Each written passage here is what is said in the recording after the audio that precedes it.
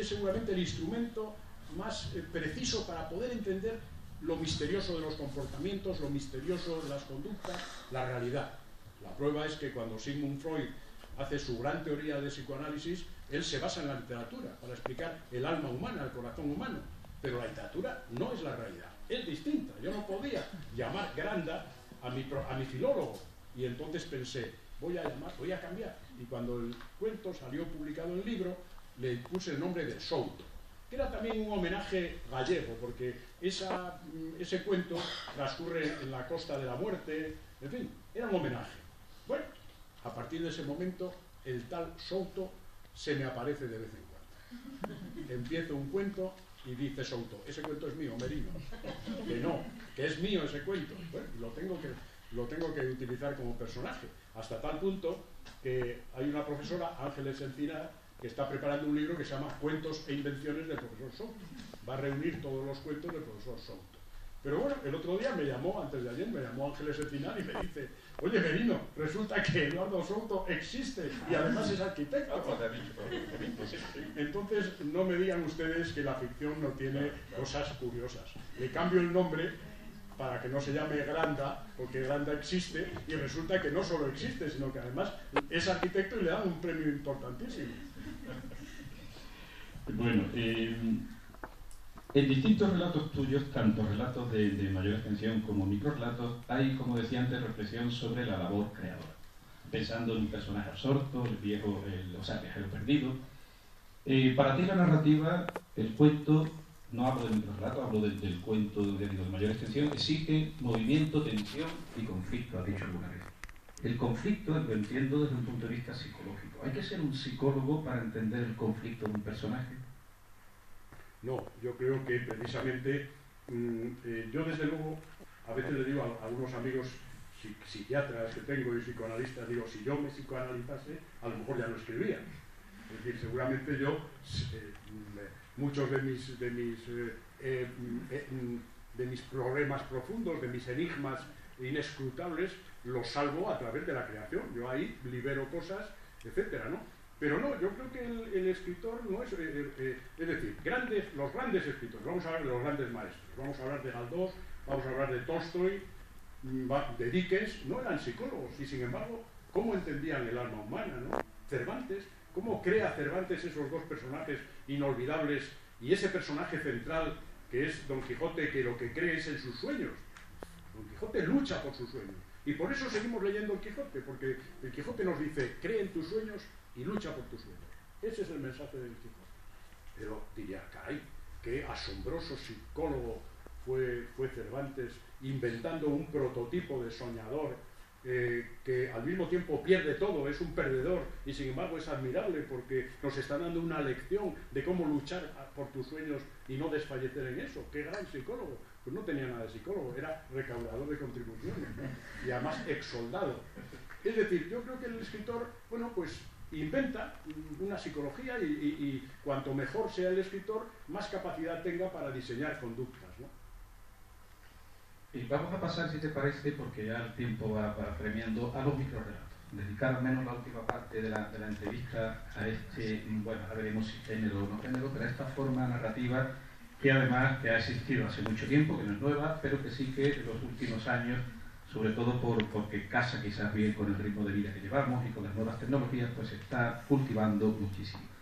Y necesariamente hay que empezar por la terminología.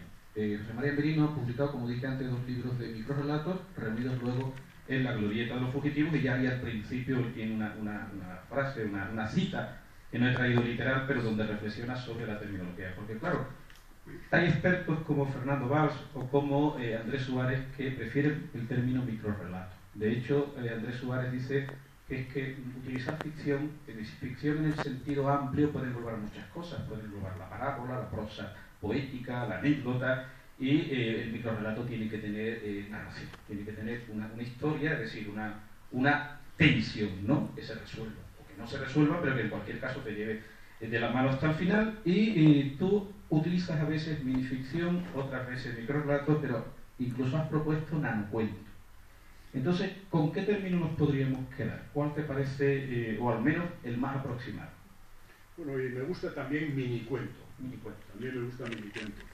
Bueno, es un género, no es un género nuevo, sí, es un género nuevo en el sentido de que en el siglo XX le damos una forma nueva. Pero es un género viejo como el mundo. 2 siglos antes de Cristo, Chuang Tzu cuenta aquel cuento inolvidable que dice: soñé que era una mariposa y al despertar no supe si era un hombre que había soñado ser una mariposa o una mariposa que estaba soñando ser un hombre. Ese cuento, que ha dado tanta importancia, pasó a través de las 1001 noches del cuento de Abul Hassan, pasó a La vida es sueño de Calderón. Es decir, es un cuento que ha influido muchísimo en toda nuestra cultura. Entonces, bueno, pues ese es un microrrelato, 2 siglos antes de Cristo, ¿no? En Kalila Edimna era un hombre muy viejo que casó con una mujer joven. Era un hombre de mi edad, pienso yo, que casó con una mujer joven. Dormían en habitaciones separadas. Una noche la mujer escuchó unos ruidos en la casa y supo que había entrado un ladrón. Fue corriendo a la habitación del hombre, se metió en la cama y le dijo: hay un ladrón en la casa. Y dijo la mujer: ladrón, llévate cuanto quieras, pues gracias a ti mi mujer se ha metido conmigo en la cama. Ese es un minicuento del siglo XIII. Es decir, que ha pasado antes, como digo, de la India al mundo árabe, del mundo árabe al mundo cristiano. Ese es un minicuento. Claro, lo que pasa es que en el siglo XX se le da otra forma, porque empezamos a utilizar elementos de la poesía, elementos del aforismo, elementos... y eso sí, yo pienso que yo lo llamaría minicuento, porque creo que nunca debe perder la tensión de un cuento. Es decir, una cosa es un aforismo, otra cosa es un texto breve, pero el minicuento debe tener por lo menos el embrión de lo que es un cuento. Sí, sí, sin duda. Y hay mucho aforismo que quiere pasar por ser un microrrelato o por ser un minicuento, es cierto. En la última parte de tu glorieta de los fugitivos hay una parte divertidísima que se titula La glorieta miniatura.